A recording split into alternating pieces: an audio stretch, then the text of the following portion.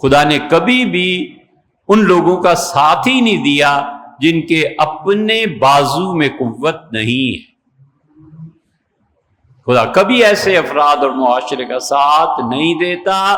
وہ کہتا ہے کہ میں نے تمہیں ایک بات بتا دی تھی، جاءکم النذیر، انبیاء علیہ السلام بھیج دیے تھے کہ ظلم کے خلاف اٹھنا ہے، تم نہیں اٹھے، تمہاری مرضی۔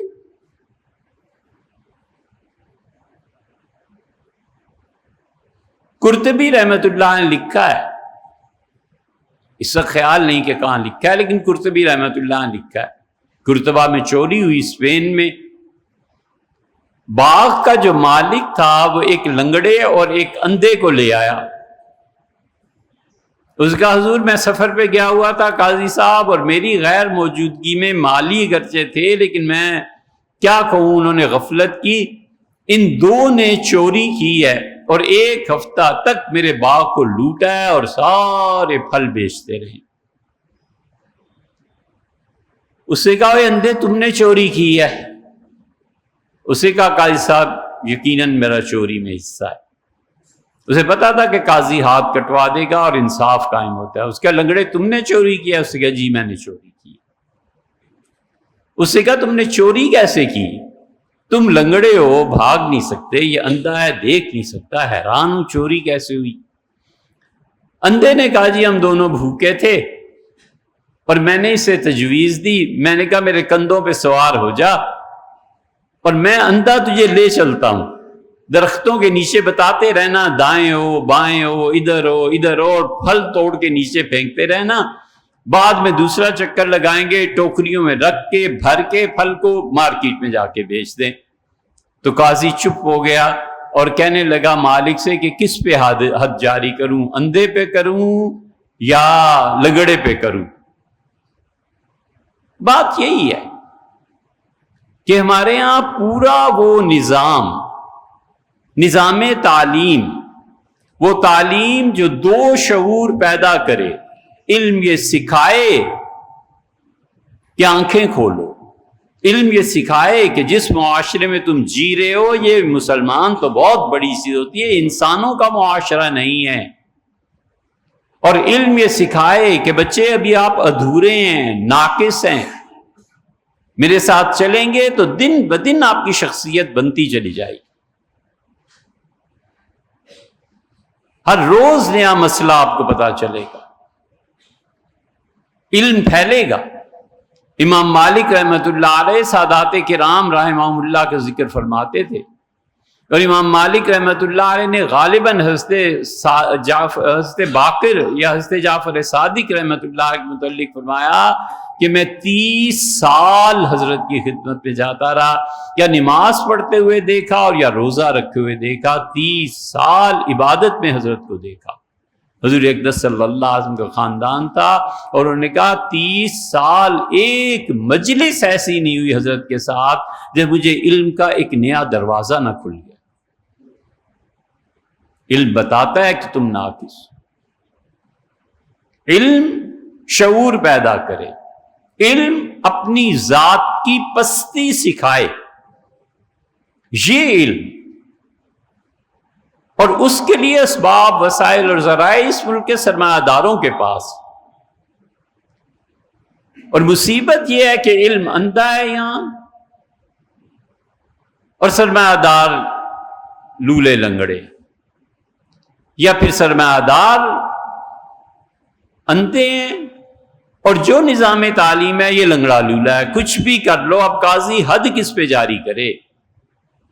اس لیے جن لوگوں نے اس ملک کو بنایا تھا انہوں نے بڑی اچھی ایک تجویز دی تھی، بچوں تم پڑھتے نہیں ہو نا، اس لیے تمہیں پتہ ہی نہیں ہے کہ کہاں جی رہے ہو اور کس غلامی میں زندگی بسر کر رہے ہو۔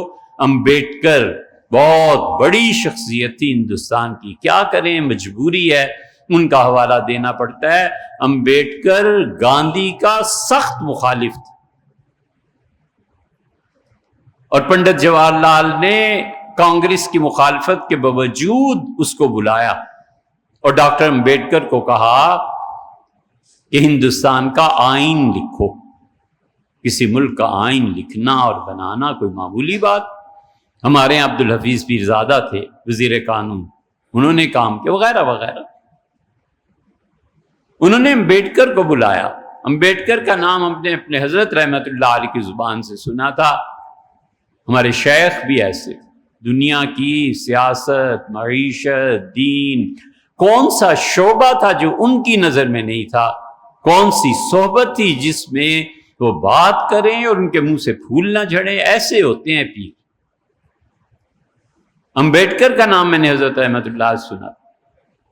امبیڈکر نے 1942 میں ایک کتاب لکھی، جا کے پڑھنا. اگرچہ امید کوئی نہیں کہ آپ پڑھیں گے، انٹرنیٹ پہ کتاب ہے. 1942 میں جب پاکستان بننے کے اثرات بھی بہت تھوڑے تھے. Pakistan and independence of India, اسی طرح کا کچھ نام. اس نے باقاعدہ اس میں نقشے دیے ہیں. اس نے کہا اتنے % انڈیا میں آبادی ہے، اتنے % یہ کانے ہیں، اتنے % یہ چیز ہے، اتنے % وہ چیز. پھر وہ لکھتا چلا گیا اور اس نے پاکستان کی حمایت میں کانگریس کے برعکس دلائل دیے.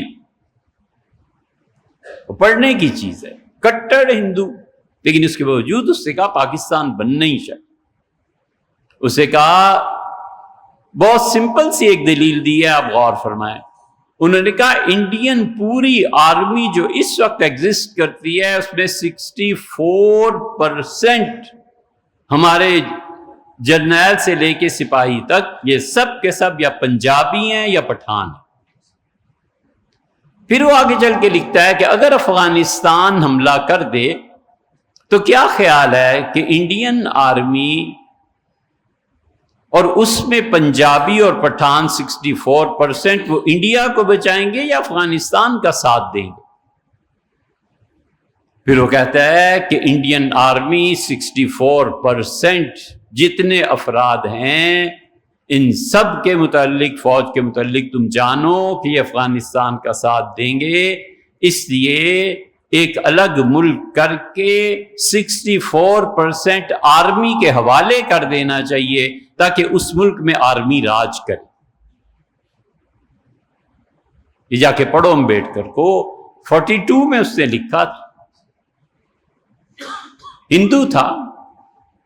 اب اس پہ وہ کفر کی لعنت نہ پڑی جو صبح شام تم یہودیوں پہ بھیجتے رہتے ہو، اور غزہ میں نسل کشی ہو رہی ہے، لعنت امریکہ، لعنت فرانس. تم پہ لعنت نہ پڑے گی؟ خدا پوچھے گا نا کہ تم کیا کرتے رہے. ولیعوذ باللہ.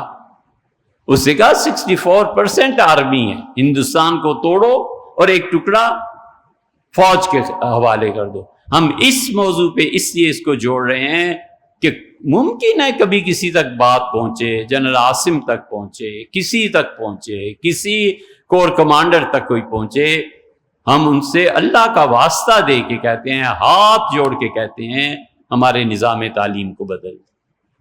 اللہ نے آپ کو ایک بڑا عہدہ دیا ہے، اللہ نے آپ کو بڑی جگہ سے نوازا ہے، اور یقیناً خدا آپ سے پوچھے گا. آپ خود بھی سمجھتے ہیں آپ کتنے ذمہ دار ہیں.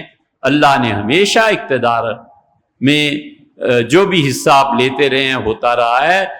ضیاء الحق مرحوم تھے، ایوب خان صاحب تھے، فلاں تھے. چھوڑو ان باتوں کو. لیکن جو پریزنٹ سچویشن ہے، ہم کہتے ہیں حضرت ہمارے نظام تعلیم کو بدل دیں، اور یہ اندھے اور لولے لنڈے والی بات اس قوم میں آ گئی ہے، اس کو ختم کریں.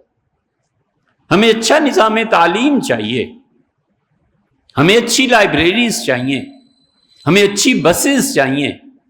ہمارے بچوں کے لیے سردی اور گرمی کا بندوبست ایسا ہونا چاہیے کہ کلاس روم میں پہنچ کے وہ اپنے کپڑے اوپر کے کوٹ وغیرہ اتار کے لٹکائے اور بالکل سادہ شلوار قمیص میں بیٹھ کے اپنی تعلیم حاصل کرے. ہمیں نہیں چاہیے وہ اسکول، کالج اور یونیورسٹی جہاں پہلا پیریڈ دھوپ سیکتے میں گزر جائے، پروفیسر بھی دھوپ میں کھڑے ہیں، بچے بھی دھوپ میں کھڑے ہیں، یار آج بہت بہت سردی ہے، سال میں گنو اس نے کتنا موقع ضائع کیا، کتنا اس بچے کا حرج ہوا۔ ہم صرف یہ کہتے ہیں کہ جناب والا ہمیں اسکول دے دیں، جناب والا ہمیں تعلیم کا نصاب مرتب ہم کر دیتے ہیں، آپ اسے نافذ کر دیں۔ ہم کہتے ہیں جناب والا ہمارے بچوں کی تعلیم اور بچے کے درمیان جو رکاوٹیں بنتی ہیں نا، اسے دور کر دیں بس۔ وہ رکاوٹ غربت ہے، وہ رکاوٹ پیسے کی غلط تقسیم ہے، وہ رکاوٹ بچوں کی فیس ہے، وہ رکاوٹ بہن بھائیوں میں ویلتھ ڈسٹریبیوشن کا صحیح نظام نہ ہونا ہے، وہ رکاوٹ سواری ہے، وہ رکاوٹ آپ کے وہ جاہل ٹیچرز ہیں جو بچوں کو پڑھنے نہیں دے، انہیں خود نہیں پتا ہوتا کہ جو میں پڑھا رہا ہوں یہ ہے کیا۔ اس سے بڑی بدقسمتی بھی ہوگی کہ ٹیچر کو بھی نہیں پتا ہوتا میں پڑھا کیا رہا ہوں۔ اس لیے وہ جب بیٹھ کر نے کہا تھا نا کہ ان کے حوالے ہو گیا، اچھی بات ہو گئی نا، لیکن آپ یہ کام تو کریں، ہمیں صرف جنرل عاصم تعلیم مہیا کر دیں بس، اور کچھ نہیں چاہیے، ہوتی رہے گی معیشت بھی، سب چیزیں۔ ایک ایسی نسل جو جانتی ہو کہ تعلیم کسے کہتے ہیں، ایک ایسی نسل جو جانتی ہو کہ سائنٹیفک پروسیجرز کیا ہوتے ہیں، ایک ایسی نسل چاہیے جو وہاں بھیجنے کی بجائے اپنے بچوں کو تسلی دلائے کہ بیٹے میرے پاس آ کے پڑھیے، امریکنز کیا جانتے ہیں اور کسی یونیورسٹی میں کیا۔